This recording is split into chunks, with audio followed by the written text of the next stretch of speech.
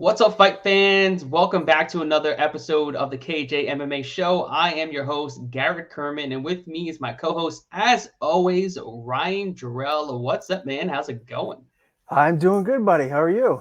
I'm doing great, doing great. Another week. It's fantastic fight card last weekend. Got a great show for you guys this week as well, right, my man?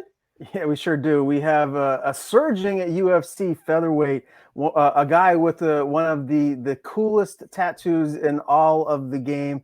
And of course, I'm talking about Stephen Ocho Peterson. He's got a massive fight with Julian Erosa on February the 5th here in early 2022. So I can't wait to talk to him, see how things have been going for him at Fortis MMA, and what he thinks about this matchup with Juicy J, because I think it's going to be a really fan-friendly firefight that we're all going to love.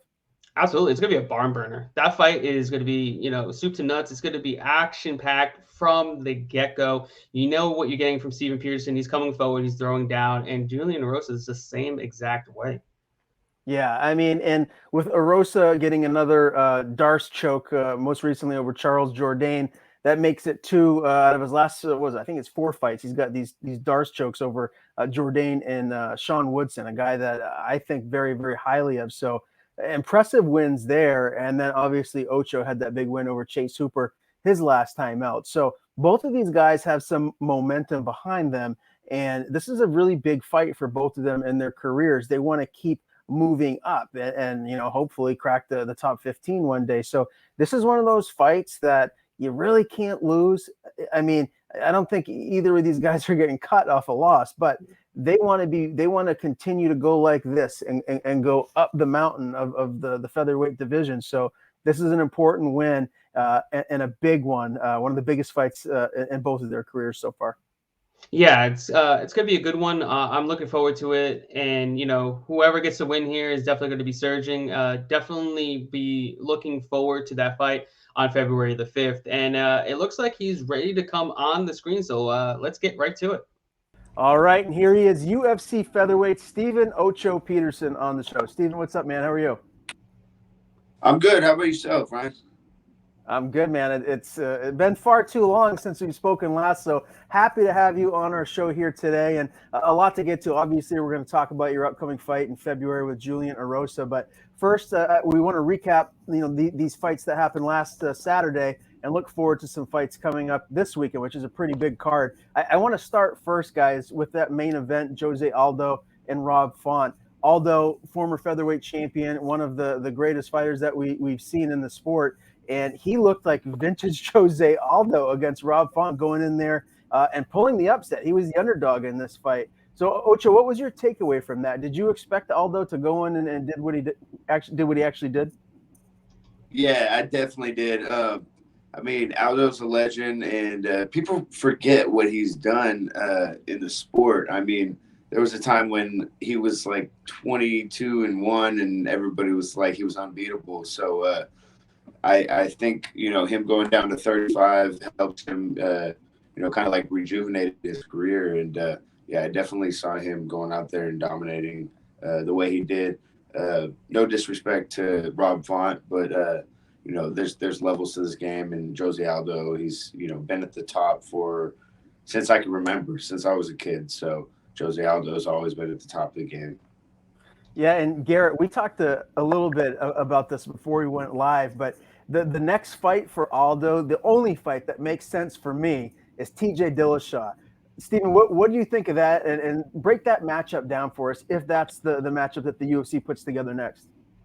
No, I think that's right where it needs to be. Jose Aldo is at the top. TJ Dillashaw was the champ.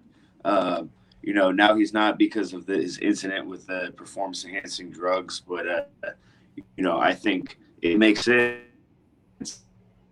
He needs to go out there and get a couple of wins before he jumps right back in the title shot. And who better to put him against than Jose Aldo? Yeah, and actually that fight is incredible on paper. Both guys, Dillashaw doesn't slow down. He seems to have still able to keep his cardio. Dealing with the suspension, and he looked pretty good against the Sandman. But I'm not going to say who I think wins that one. I'd like to see that one play out, and I'd like to see Jose Aldo get one more crack at the title before he retires. Yeah, and then obviously Garrett, the rematch, right? That we've all been waiting for. Petr Yan, Aljamain Sterling. I'm just going to throw it back to you, Ocho. Tell me, who do you think wins that rematch whenever it is made? Because we still don't have a definitive date in place just yet. If it ever happens, right? It was scheduled for the rematch and it didn't happen. I think Petr Yan's the champ. I mean, Aljamain Sterling, he won the fight controversially, and he hasn't fought since. Petr Yan fought since, and he's won. So, if Aljamain's not healthy and he's not able to, defend his belt, then he needs to stripped and move on with it. And yeah, I mean, there's some great matchups in the bantamweight division. Another topic we got to talk about is the eventual return of the former light heavyweight champion, Rashad Evans. He's actually going to be fighting for Eagle Fighting Championship down here in Miami for the first U.S. card. Just wanted your take on, the eventual return of Rashad Evans, and how do you think, he might fare in his first return fight? Man, I hope he's rejuvenated. I hope the time off has done him well. In his last few fights in the UFC, he looked like he was done. So, they let him out of his contract, he was cut, and then now to see him make his return, I wish him the best. I hope he's the old Rashad Evans that we're all used to watching, because it looked like those knockouts were taking their toll on him. It was getting worse, but I'm sure he was probably in the gym and getting hungry again. So it's good to step out on the local level. And Eagle, I believe, is Khabib's league. So I'm sure they're paying him well to make his return. And hopefully he's got a match that'll help him get his feet wet in sport, get a win, and get some momentum to make a return. Yeah, I'm definitely looking forward to that and that fight card. I mean, even Bigfoot Silva is fighting Tyrone Sprong in the main event, so that's actually going to be a pretty good fight card for their first time on stateside. Also, another topic I want to touch base on. I know it's not really MMA related, but Tyron Woodley is fighting again. He's boxing. Jake Paul stepping in on just 2 weeks' notice after Tommy Fury pulled out of the fight. I just wanted your take and what you think might happen. Do you think Tyron Woodley finally gets his win? I mean, there's a purse out there that, Jake Paul is giving him $500,000 extra if he can knock him out. Do you think he gets it done? He better get it done. This is Tyrone's saving grace if he knocks him out. I didn't read the whole contract. I know it's $500,000 if he knocks him out. Maybe it says he gets $1 million if he doesn't, if he goes distance. So a lot of times these the way they make these headlines, these media guys, you know how they can be. They can just make a headline for clickbait or to sway your opinion. I don't believe the whole contract is public, so we don't have an option of looking over the whole contract. So it's very possible that $500,000 to knock him out could just be a little teaser, because maybe he gets paid five times that if they go the distance. So there's no telling. But all I'm saying is if Tyron Woodley wants to save his reputation in combat sports, he needs to go out there and knock out Jake Paul. Ocho, are you going to buy the pay-per-view? Are you going to spend your hard-earned money to watch this rematch between Woodley and Paul? Hell no. I'm going to go watch that thing at a bar or something. There's no way I'm spending my money on that. These guys weigh way too much money. We would work way hard. I believe for my money. So if I can go out there and make $1 million in a boxing match, I'm all game for it. I don't hate them for doing it, but I'm not going to pay for it. Okay, fair enough. I don't know about you, Garrett, but I'd really like to spend a little bit of time getting his opinions on this upcoming event this Saturday, UFC 269. Two massive title fights. Obviously, it's headlined between Dustin Poirier, Charles Oliveira, and then you have the lioness, the women's GOAT, of MMA, Amanda Nunes and Juliana Pena. Let's just start with that lightweight title fight, Ocho. Do you think Dustin Poirier, the dog in him, is going to get it done? Or do you feel like Oliveira is going to pull some slick BJJ submission and get his hand raised?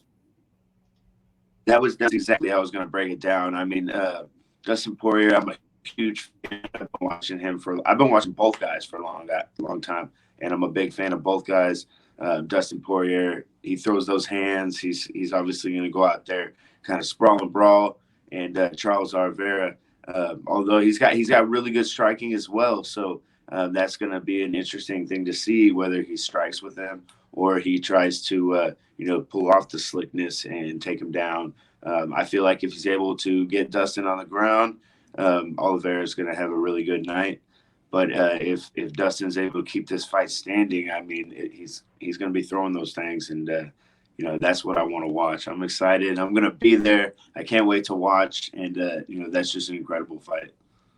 So you're going to be in attendance. You're going to be there at the venue. Oh hell yeah! How could I not? How can I not? We got Jeff Neal. We got Matt Chanel. Is Diego Fierro fighting either this week or next? But yeah, we got 2 or 3 guys on this card. I gotta go support. You know what I'm saying? Yeah, no doubt about it. Well, so give us your official prediction. Who do you think wins, and in what round? If I had to bet, I wouldn't bet on this fight. I mean, I'm gonna say Dustin Poirier round 3, just because he's my boy. And I can't bet against him. We can't bet against the Diamond. He's been there too many times, and I think it's his time. All right.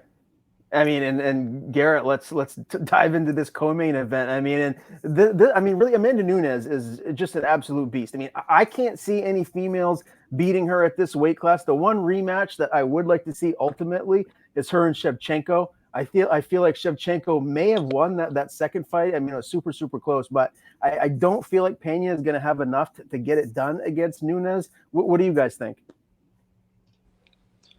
I feel the same. I think Nunes she's supposed to be at the top. I didn't see anybody besides Shevchenko that really made sense. At this point, they need to build up that division a little bit more. And Amanda Nunes is the champ in both divisions. She's just kind of a league above the rest. And I think she's going to have an easy night's work ahead of her. And she's going to show why she's the double champ in the women's divisions.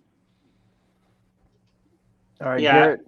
I expect the same. I mean, it's hard to go against Amanda Nunes here. I mean, she's been in there with the best. She's beaten the best. What else is there at this point, especially at 135 and 145? And like you said, unless Shevchenko comes up, I really don't see anybody that's going to be able to, compete with her.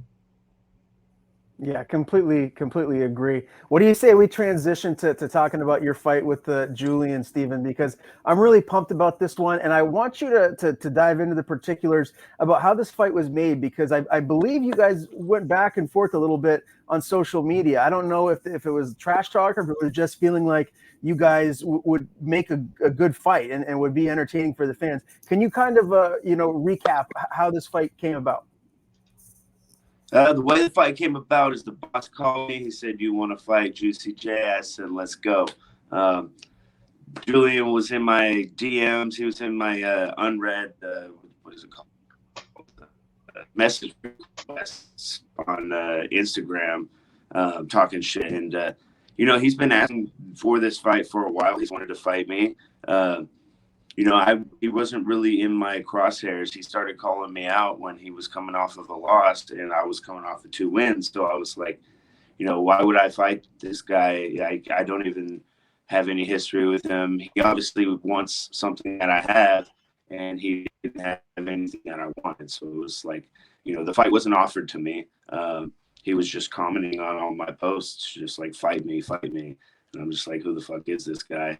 So, he felt disrespected that I didn't address him or, get back to him. But, the guy's got nothing I want. And the fight really didn't make sense to me when he was coming off of a loss. So he goes out there and gets a win. And he calls me out in his fight press conference. So that caused a little bit of buzz, and then with the contract, I said, let's do it. I mean, there's nobody in this sport that's gonna get me to turn tail and run away. I'm here to fight everybody. I'm here to fight the best, and that's what I'm gonna do. I have no disrespect to Julian. I do respect his pedigree and the work that he's done in that sport. I just I'm in my own lane and he can't crash into my lane, so he obviously wants something I have, and I want more. I want a fucking mansion with a spa in my house. You know what I'm saying? I'm not settling for anything of what I've got. I'm here to take it all. So if I need to go through Julie to do that, that's what I'm going to do. Yeah, this is gonna be a great matchup. On paper, you guys are just gonna come in there and put an action-packed fight for the fans. And you're coming off of 2 consecutive wins for the first time in your UFC career. I just want to know, how does it feel having so much momentum on your side coming into a really big matchup in the featherweight division? Well, it's only a matter of time before I put together a string, and it's matchups are important, but consistency is important. I got to go out there and perform well every time I'm on the top stage. The UFC is the top stage of the world, so you got to be consistent. You can't have one fight where you go out there and just throw caution to the wind, and the next fight where I got to get a win, so I got to you're back against the wall. It's got to be every time you go out there and you fight like a professional and you get the job done. So now's the time when I just need to, continue that. Being said, the featherweight division, it's one of the top divisions. But, I look at guys that I fought. I feel like I should be on a 3-fight win streak.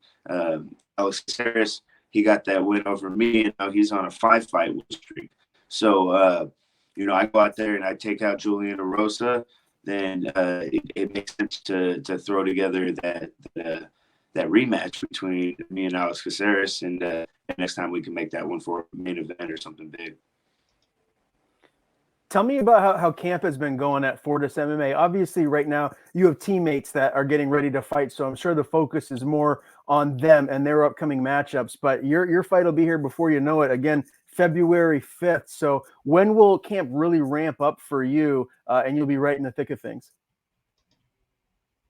Yeah, it's second gear right now, so just getting it going, trying to ramp it up, and I'm 8 weeks out, so now it's time to start hitting the gas and really start put my head down. But up until now, it's been going great. Training's a lifestyle. I live in the gym. I coach. I'm one of the amateur instructors at MMA. I got private class, and I'm doing training as well. So fight camp, the focus changes, the intensity changes, but this is a lifestyle for me. So, business as usual. Time to bring it up. Have you got a chance to work much with my guy Saad Awad? There, I've been interviewing him for a while now, and he had a big win most recently in Bellator. Has he been a main training partner for you in this camp?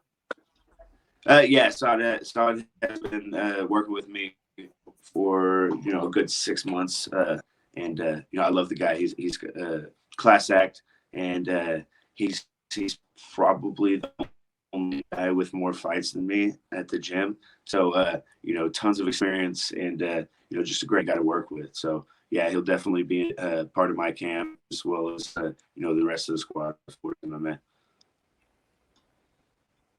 So I was wondering, who will be in your corner helping you get this win on February 5th?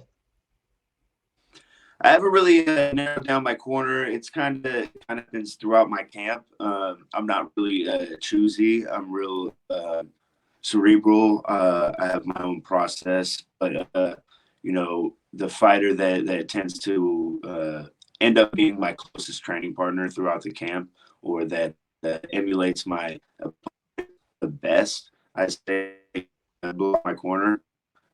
So for now, just get work from all angles, and then it could be Todd, it could be Steven, it could be one of my students that really emulates that stuff really well. So yeah, it's still up in the air, but I have tons of quality training partners to pick from.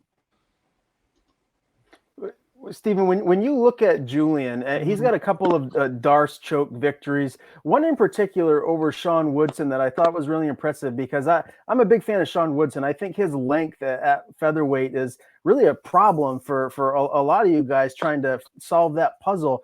Were you impressed by either of those victories? Did you feel like, he might, present any issues for you on the ground, or do you feel like you're just going to be better than him regardless of where it goes?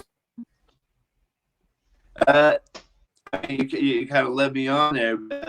Man, I honestly, his Darce is extremely slick, and it's something that you watch, and it's like, wow, man, incredible the way he pulled it off. And he's got a really slick Darce choke, and it's something that I do need to watch out for. But that being said, when have you ever seen me submitted? When have you ever seen me close to being submitted?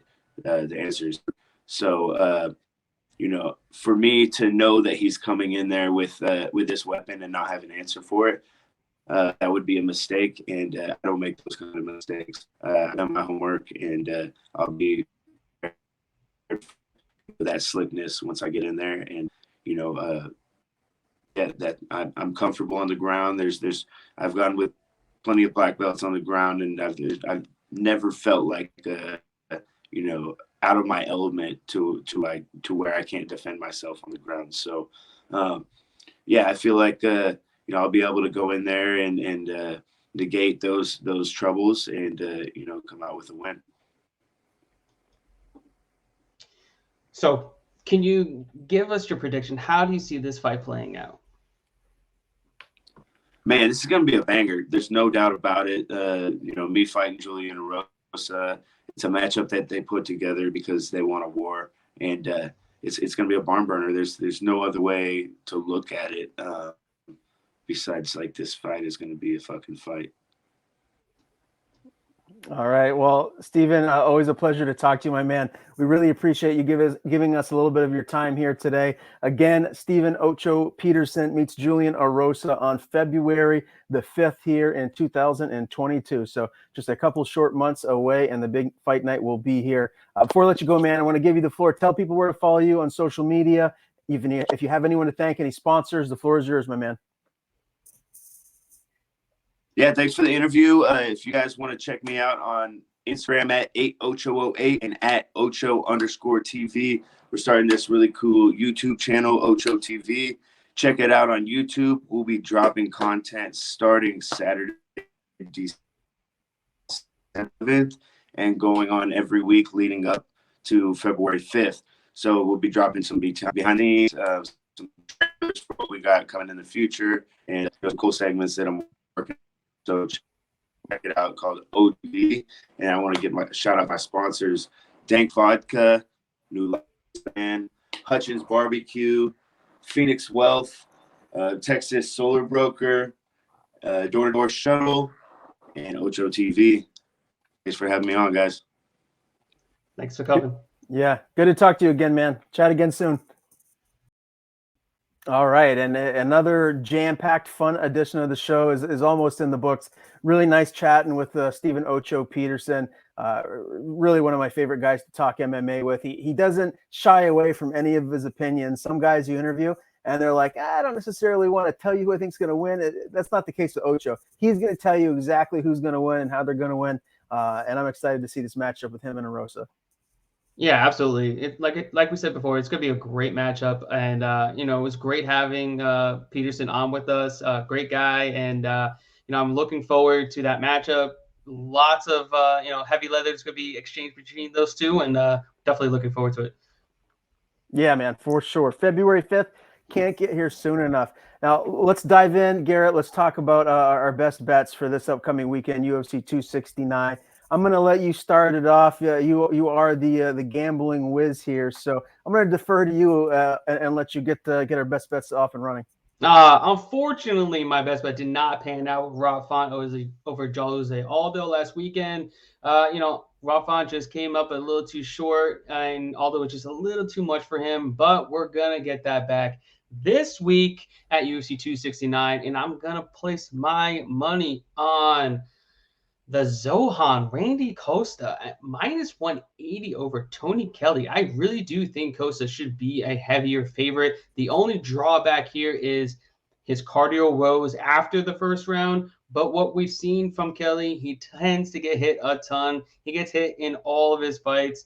And I don't think he's going to be able to last against Costa. Costa's much faster, much heavier of a striker, and he just got more tools in the bag for him. And I think he gets it done. He gets another win under his belt, and finally starts moving up the rankings, because he had a really tough fight, and in his last fight. And I feel this is a much more forgiving fight. And plus, Kelly's actually coming off a surgery, if I'm not mistaken. So I kind of like to fade the guys that are coming off surgeries, because tends to believe we don't know what they're capable of coming back after surgery and in their first fight. So I'll take that, and I'll take Costa just being the better striker of the two.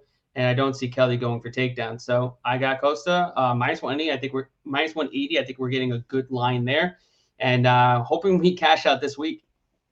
I like that. I like Randy, the Zohan, to get the job done.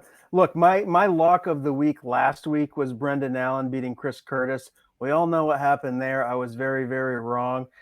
So, you can listen to me, listen to what I have to say or not. But, more often than not, I do get it somewhat close to right. So I'm just going to get that out there. Forget about my horrible pick last week and listen to me now, because I'm guaranteeing that this person's going to win. Now, you're not going to win a whole lot of money betting on her, but I feel pretty confident that Amanda Nunes is going to retain her belt, right? I'm going on a limb here, right, Garrett? But that's my lock. I feel like, again, I mean, the odds are she's a heavy favorite. So you're not winning a whole lot of money on her, but I do like her to win. I think that's a slam dunk. Maybe if you put her into a DraftKings lineup.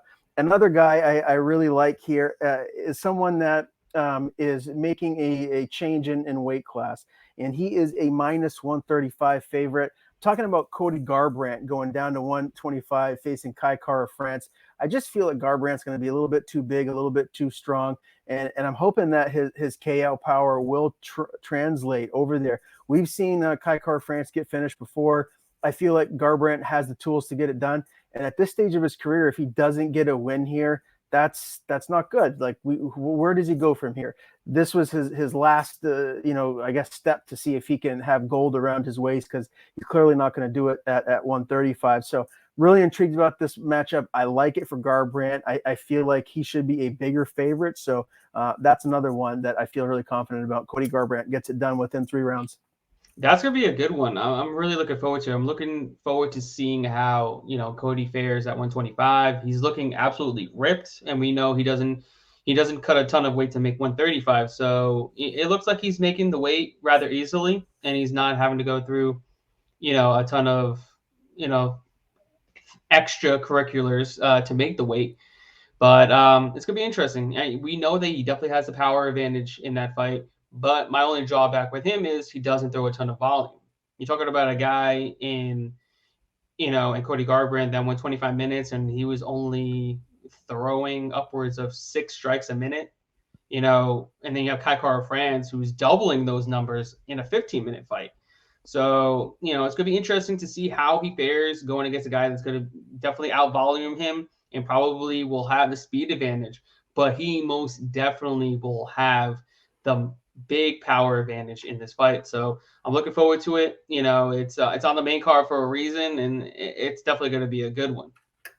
Yeah, I'm looking forward to it. It really is a great card top to bottom, and obviously it's headlined by Oliveira and Poirier. This really is a pick 'em, Garrett. So just who do you feel like is going to win? I'm not going to be betting on this fight. I feel like Poirier is going to get the job done, maybe like in the 3rd or the 4th round. I just feel like he's too tough. And he's been to the depths of hell, maybe a little bit more than Oliveira, had to dig deep with that win over Gaethje, for example. I just feel like his championship mentality and where he's at right now, he's going to win. But who knows? Oliveira is so slick. He's so good on the ground. So I'm going Poirier. Who do you have?